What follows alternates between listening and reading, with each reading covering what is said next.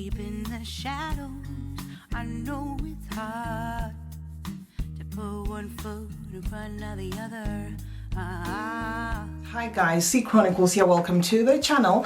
If you're new, I post fragrance related content and would very much appreciate you subscribing and joining the family. And if you're returning, thank you so much guys for coming back.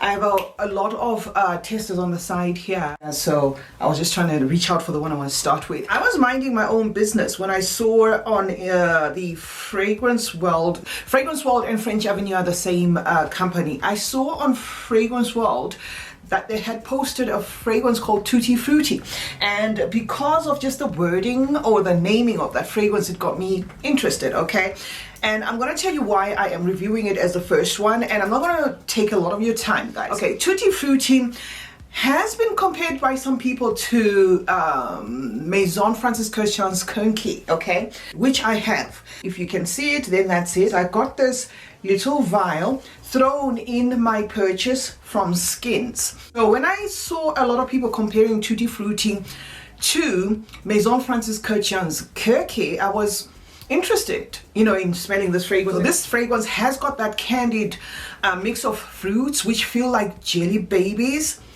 It is also sweet, musky, but not sticky sweet, and it has a light floral in the background. It could be that it has a jasmine. I'm not 100% sure what the floral is. Certainly what you're going to get is that candid feel of mixed jelly babies, that Tutti Frutti feel. You're also going to get a tangerine feel. Sweet citrus is what I get from this Tutti Frutti. This is certainly fruity, fun, summery, that sort of thing. But why it's here guys is I want to compare it with Kirke. So let me spray Kirke here, and then I'll tell you whether this fragrance is the same or there are differences. Okay, yeah, I certainly get perhaps why there is that comparison, but there are differences here. Kirke by Maison Francis Kurkdjian is a 2025 release, and it dropped perhaps 2 months or 3 months ago. So it's, I think, coincidental that this fragrance, the Tutti Frutti, is being likened to that Kirke. Closeness of the dates don't necessarily make the two fragrances similar, you know, to my nose. This certainly has a nectarous accord in it. It kind of feels very peachy, and it has that jelly baby feel about it.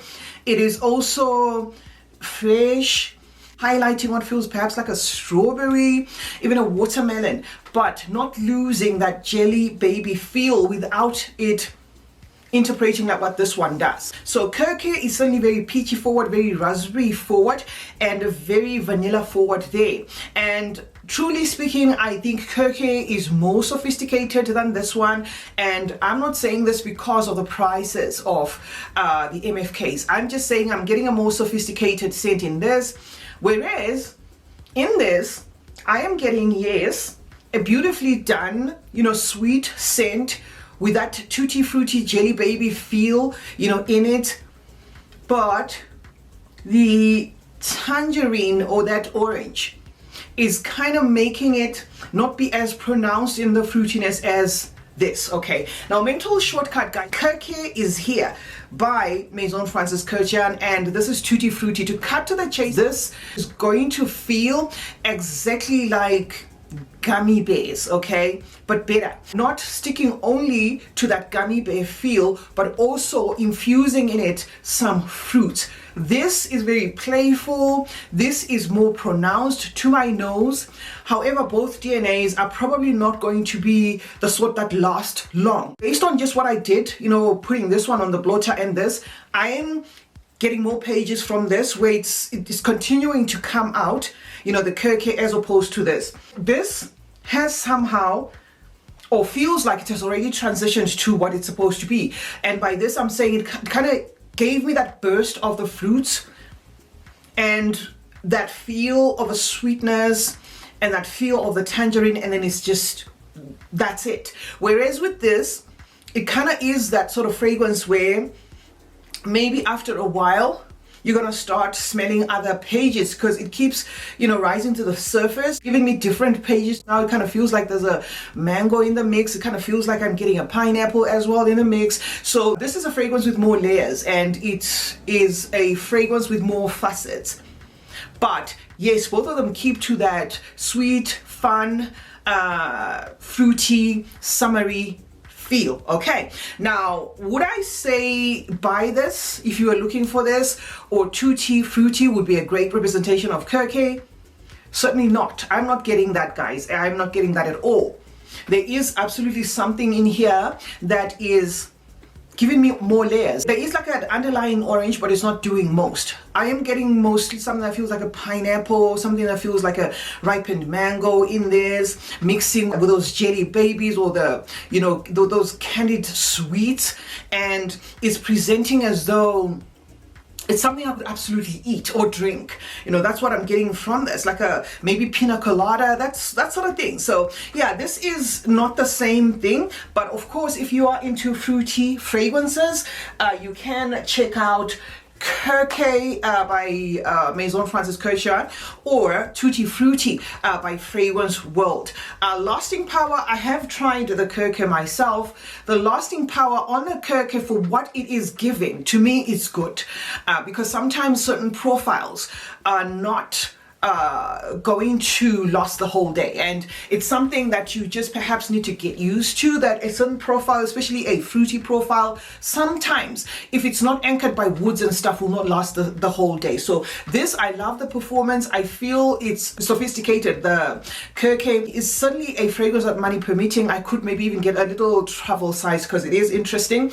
This one is more on the expected side, where okay, it is a fruity scent, it is summery, it is fun, but then it kind of feels like the tangerine or that orange is diluting everything, bearing, you know, that jelly baby tutti frutti thingy, and then presenting as just a fruity scent, just like a, you know, like a fruit scent, and that's it, without many pages. So we're gonna move to the next fragrance on the same discovery set. This one is Sultana the Joyful. Okay, Sultana the Joyful. Gonna spray here, and this I kind of have an inkling of what it's all about. This is beautiful compared to one fragrance I came with last week, speaking about drawing inspiration of that Gisa one and only. This is kind of cut from the same cloth, but I am getting a more pronounced presentation of the notes in here. And the one and only by Gisa in themselves are a Middle Eastern fragrance company, so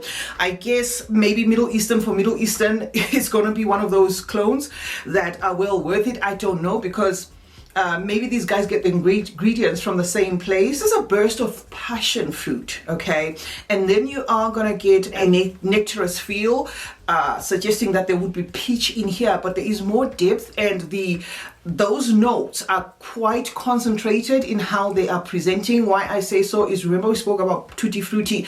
Remember I told you about the fruitiness of Tutti Frutti, but the Tutti Frutti fruitiness was not with this depth that I'm getting in here. This is a very thick, if I may say, fruity scent with that passion fruit burst, and of course other pages of the fruits coming.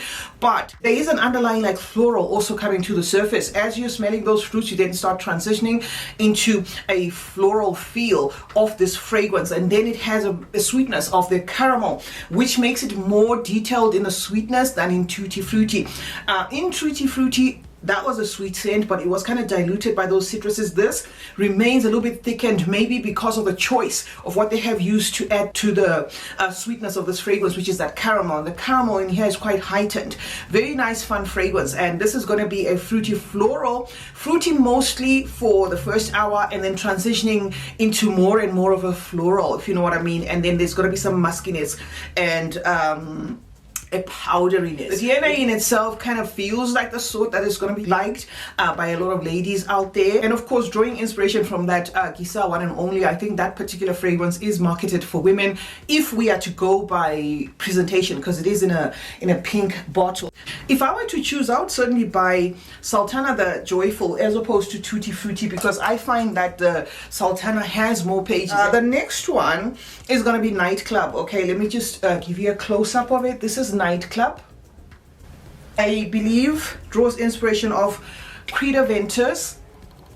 And Creed Ventus, guys, is a fragrance that I have smelled a lot of times, and I am just here to either confirm whether it's smelling the same or whether there are some differences. But Creed Ventus is a fragrance I've smelled multiple times, and this particular nightclub is an inspiration of Creed Ventus for men. Okay, yeah, so certainly, yeah, that's what I get. I get that pineapple that you get in Creed Ventus, a woody accord to it. I get a little bit of a spiciness there, fresh accord to it, a little bit green, and that sort of thing. I would say to my nose is at par. It's good to my nose, and it does also present as a fragrance with depth, so the lasting power could possibly be good. I did not wear this. I just picked it so that I could confirm with you whether it was actually in the same vein as Creed Ventus. So Nightclub to my nose is inspired by Creed Ventus. There is another nightclub here that says Absolute, so let me just talk about that one quickly so that we get the nightclubs out of the way. So the Nightclub Absolute, I believe, draws inspiration of that Creed Ventus, the Absolute, or Absolute Creed Ventus, which is a continuation of Creed Ventus, but is a fragrance with a lot more going on. Not that Creed Ventus, guys, has not a lot of things going on, but this is going to be that DNA with a little bit of some tweaks here and there. Okay, this to me, as opposed to where Creed Ventus kind of heightens the pineapple, the citruses and all, I am getting more of that black currant accord in this, and this is kind of like the star of the show. Black currant and some patchouli. The woodiness in here is not too much. It's actually more embery than it is woody. It is also kind of like giving turns to the florals as well, where it's going to have that black currant, a vivid black currant.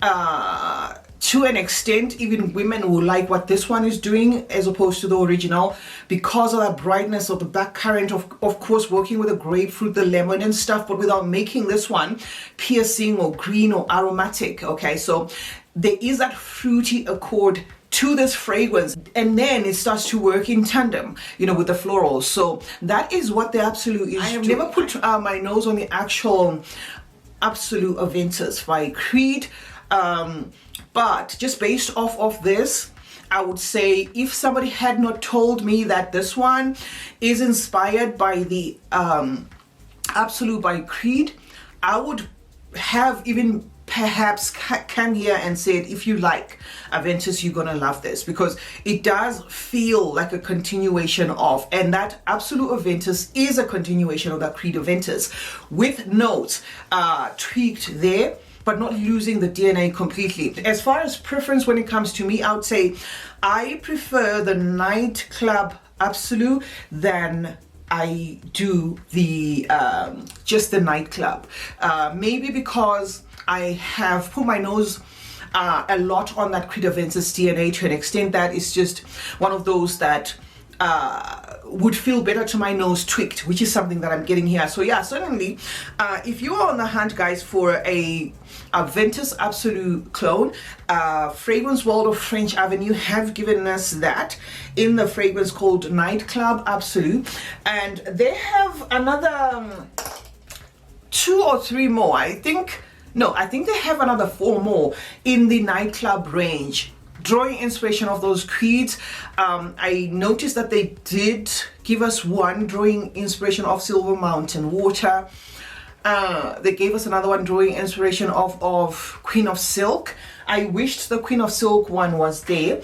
I would have loved to smell it, because Queen of Silk is actually one of my favorite fragrances, and I would love to try out, different renditions of the clones to see what they are doing. The next one, guys, is Zenith Vanilla. Okay, this one has been released. I saw it on their page, but not much has been said about Zenith Vanilla. The reason why I picked it to talk to you about it is because a lot of people love vanilla, so I thought maybe you want to know what my take is on this vanilla. Okay, all right, now this is, to me, starting off as a raw vanilla where it kind of feels even a little bit toasty there.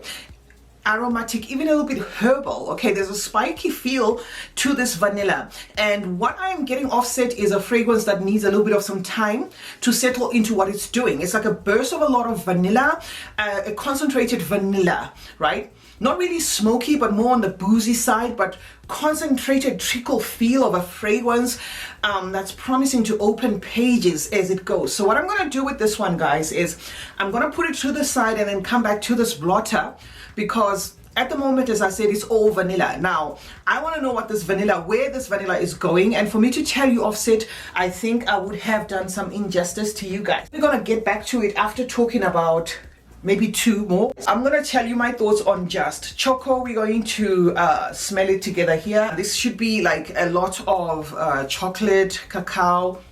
Oh yeah, and that's exactly what you get. Okay, this is a very vivid chocolate scent. Okay, it does feel like you consuming chocolate in its even you know, that baking chocolate, the dark baking chocolate. That's kind of how this one feels like. It's sweet, it's powdery, it's spicy.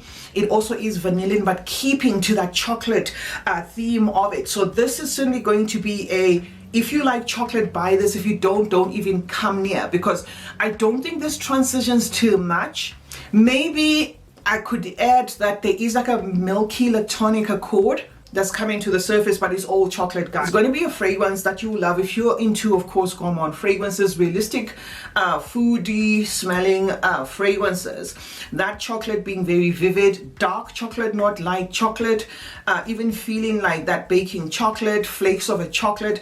That's what I get mostly from this. Maybe it's gonna stick close to the skin, maybe, because this type of profile most often than not have a tendency of giving that burst initially, but then staying close to the skin. That's how just some of these gourmand profiles, you know, vibe. So yes, if you love chocolate, you're gonna love this. It's like opening a jar of chocolate or drinking a hot chocolate. That's just how this one feels like, guys. And there is a milky accord that is also coming to the surface, but it's all chocolate. The other one we're going to talk about here is Zenith Blue. This one, guys, I think I know what's going on with this, but I'm just going to confirm with you. All right, this one is masculine to my nose. It's aromatic, it's fresh, it's spicy, and it has a piercing lavender. Aromatic, fresh, citrusy, spicy, okay, and it is in the same vein as Dior Sauvage. So this is another one that I just wanted to clue you up, guys, on. I've had my nose a lot of times on Dior Sauvage. It's not a DNA that I hate in particular, but it's a DNA which has been overly done by little houses. So Zenith Blue, guys, is in the same vein as Dior Sauvage. I am getting a lot of presence in this, so I am tempted to say this is well concentrated. It doesn't feel flimsy in as much as it's carrying that fresh summery vibe around it, masculine toned to my nose. Probably going to be one of those good ones if you are still, you know, on the hunt for a Dior Sauvage clone. Okay, let's just check what our Zenith Vanilla has transformed to. All right, Zenith Vanilla, guys, I think now has gotten to its apex. I don't think it's gonna change any further. It's maintaining a spicy feel about it. It's making it evident that this is a woody vanilla. It's quite woody, a little bit dark, but not too dark.